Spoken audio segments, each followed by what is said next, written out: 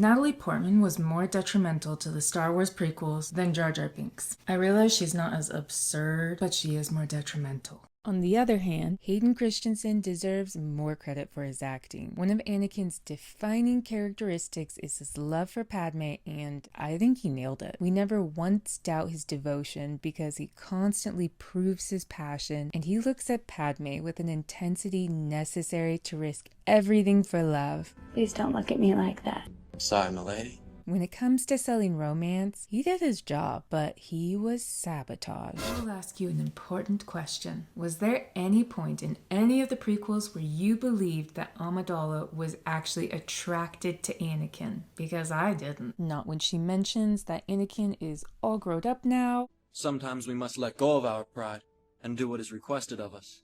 Anakin, you've grown up. Not when she emasculates him. Oh, Anakin's not a Jedi yet. He's still a Padawan learner. But I was thinking... Hold on a minute.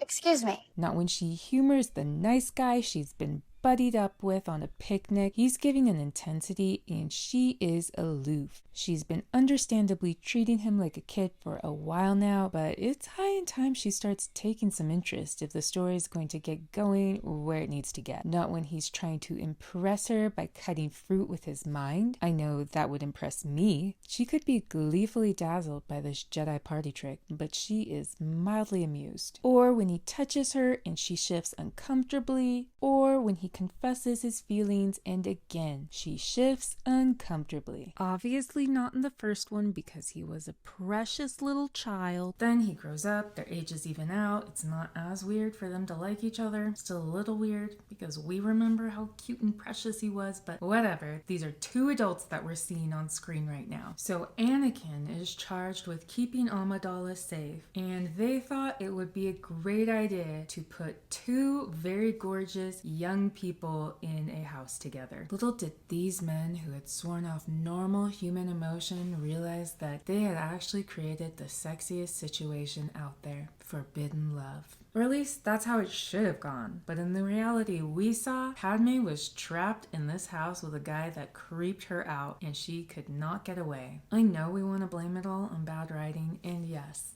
the writing could have been much smoother. But the way she reacted to Anakin made them come off even worse. She had one job in this movie, and that was to sell us on being attracted to Anakin. I know that if it was me in the movie, I wouldn't have even had to act. Hayden Christensen's a good-looking guy, but the way she responded to a lot of his lines made them come off more harsh, more rough and coarse like sand, when they could have been softer. But remember when he touches her like this? This is a very intimate way to broach the touch barrier. It makes sense to touch someone like this after you have kissed passionately multiple times, which they probably have in Anakin's head. The closer I get to you, the worse. Padme is writhing in My discomfort heart over is here. beating, hoping that kiss will not become a scar.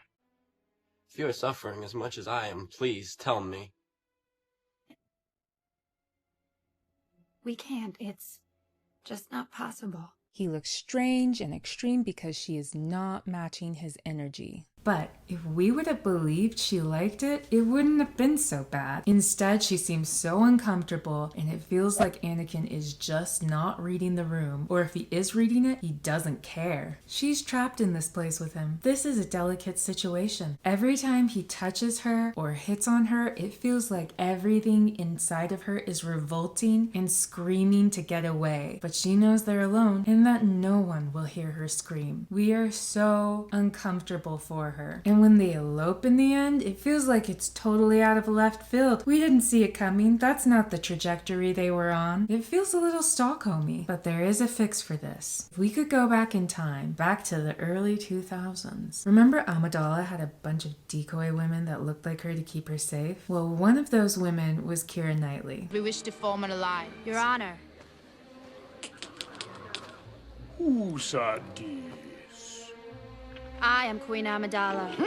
What if Natalie Portman would have been the decoy and Keira Knightley was the actual Amidala all along? Keira Knightley has made an entire career off forbidden love. Remember in the first Pirates where she gets trapped on the beach with Johnny Depp? Then again, I might give Keira way too much credit. It might be more impressive to be able to not have sexual tension with Jack Sparrow. But that's not the only example. Remember that time in Pride and Prejudice when it was forbidden to love somebody too far above your socioeconomic status? Then there's that time in Atonement where she is forbidden to be with a man that has been accused of a terrible crime. In Anna Karenina, she's married to a well-respected statesman, but she's having an affair. And that's just what I can think of off the top of my head. Now let's find out if Hayden Christensen's acting comes off more passionate than creepy if his partner just matches his energy.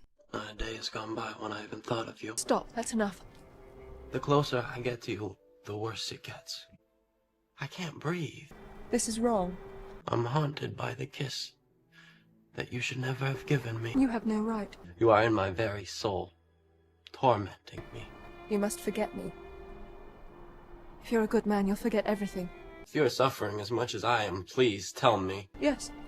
Keira would have made Hayden Christensen's advances feel so desirable. It would have been hot. That would have been a steamy movie instead of the uncomfortable one that it is. Jar Jar Binks does interrupt the flow of the movie, but making Anakin feel even creepier and less appealing than he needs to, that just weakens the whole franchise. And he'll always be that little boy I knew on Tatooine.